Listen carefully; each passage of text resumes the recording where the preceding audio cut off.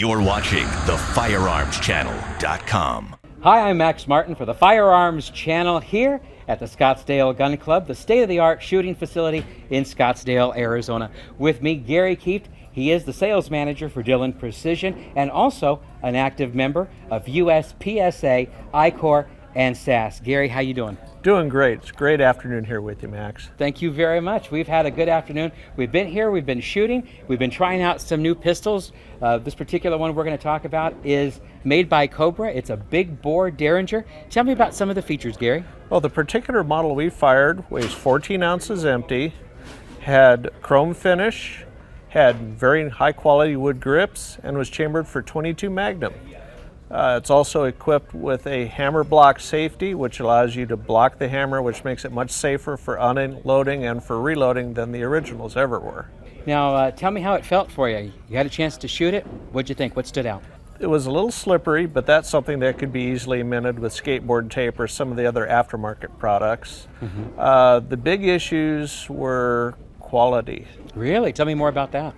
If we just put a live cartridge into the top chamber, we had no problem closing and locking the action. However, when we put a cartridge into the lower chamber, apparently it wasn't bored deep enough, and it was the rim of the case stuck up high enough that it would not allow the firearm to close and lock. That can be a problem. Were there any other issues that you thought were of concern to you? Yeah, the trigger pull was so difficult that it took 2 fingers to safely control the firearm and discharge it.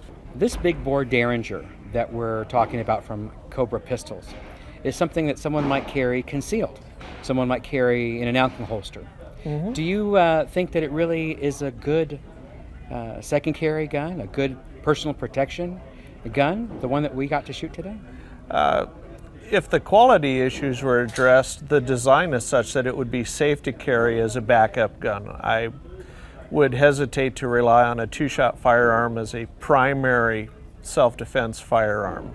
But for backup use, and more importantly, just for casual plinking and for use in the Derringer side matches of SAS competition, if the quality issues were addressed, I think it could be a very viable firearm for those applications. So reliability needs to be addressed. Do you think the quality needs to be addressed? Yeah, I think the checking the chamber and then doing something to improve the trigger pull so you can pull it with 1 finger instead of 2.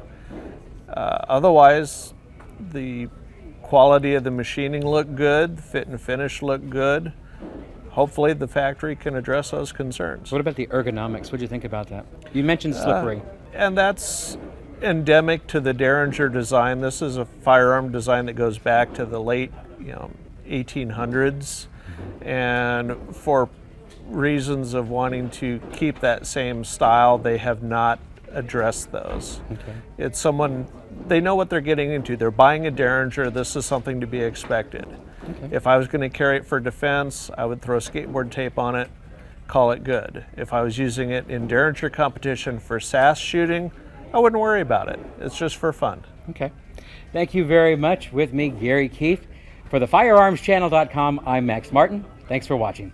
You're watching the firearmschannel.com.